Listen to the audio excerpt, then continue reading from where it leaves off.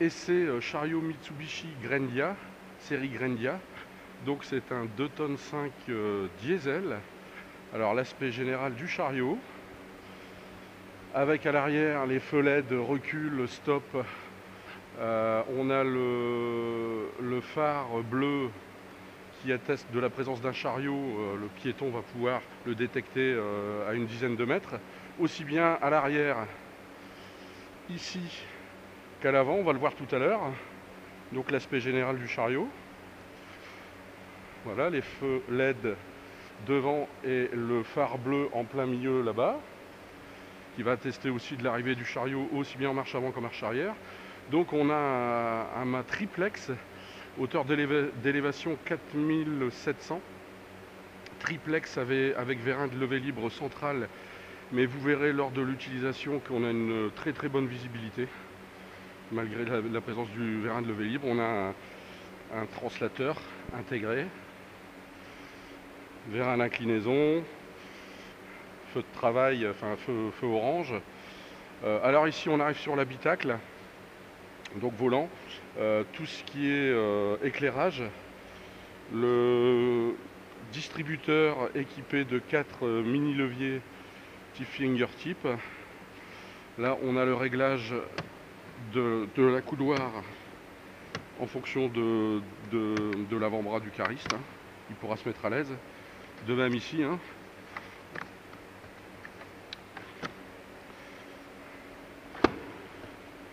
Voilà. On va pouvoir le lever, le baisser en fonction de la grandeur du cariste. Voilà.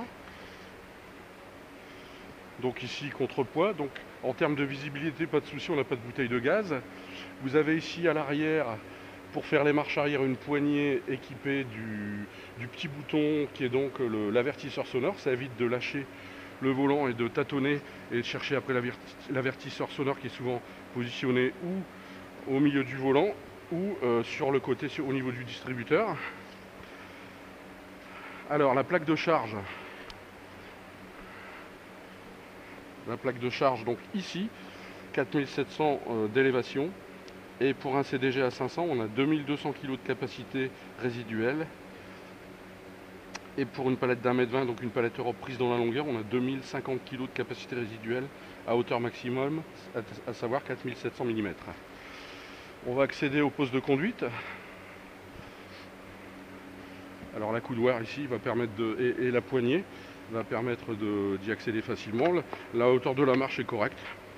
Pour un gabarit comme moi qui fait à peu près 1,80 m, c'est suffisant. Alors le siège est bien sûr réglable en profondeur. On va mettre la ceinture de sécurité.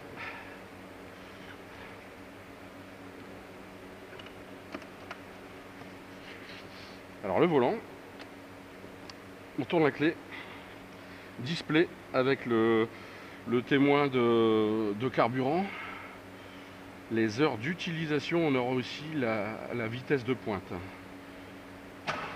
On va mettre en route, on va enlever le frein à main et on va démarrer. Vous voyez le spot bleu là-bas en face qui permettra aux piétons de détecter la présence du chariot lors d'une sortie d'allée par exemple. Donc on va faire un petit slalom marche avant.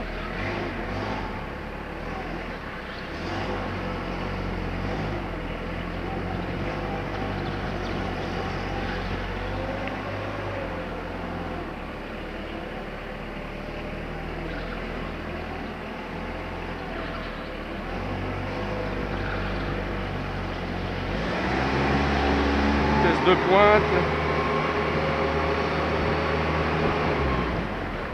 Les freins efficaces.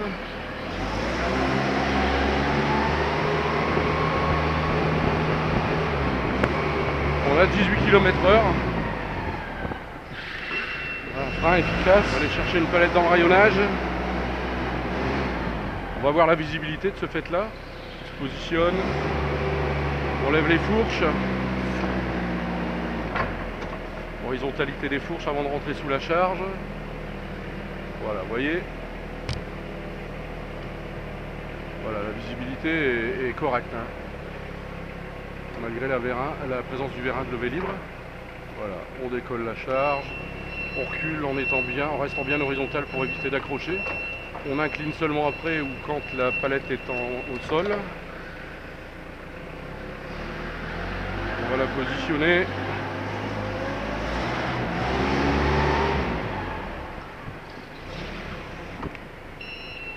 On va monter sur le plan incliné. Voir la réaction du chariot, surtout en descente, hein, bien sûr.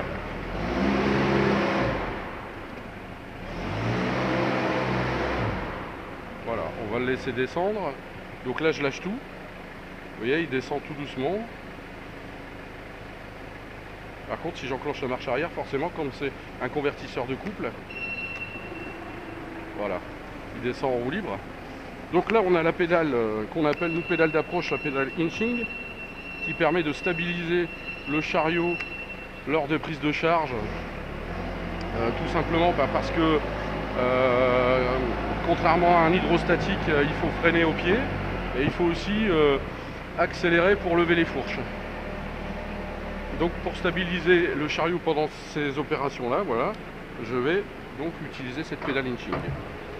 Donc là, je prends une gueuse de 2 tonnes. On a affaire à un 2 tonnes 5, mais capacité résiduelle à hauteur maxi 2 tonnes. Donc on a 2 tonnes 5, 2 tonnes sur les fourches. Donc on va faire un slalom. Donc bien évidemment plus doucement. Rappelons qu'un bon cariste, c'est pas un cariste qui va vite et qui fait n'importe quoi. Quand on a 1 tonne ou 2 tonnes sur les fourches, le chariot réagit différemment. Et donc c'est au cariste d'adapter sa conduite par rapport à ça. On va le faire en marche arrière.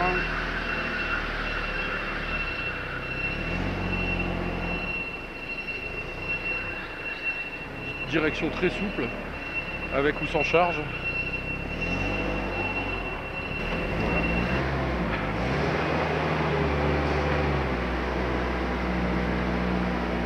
Comme ça, on va bien voir la visibilité à hauteur maxi.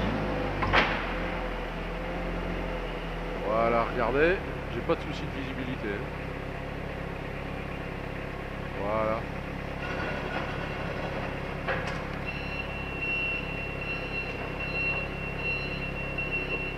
Dégagement des fourches. Là, pour faire la marche arrière. D'ailleurs, on va en faire une petite. Voilà. On est à l'aise pour la conduite. Et bien sûr, sortie d'allée.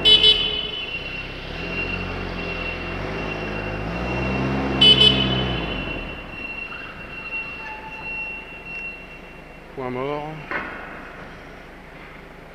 Frein à main, on enlève la ceinture. On coupe le contact. Et on reprend les 3 appuis pour descendre du chariot sans se blesser.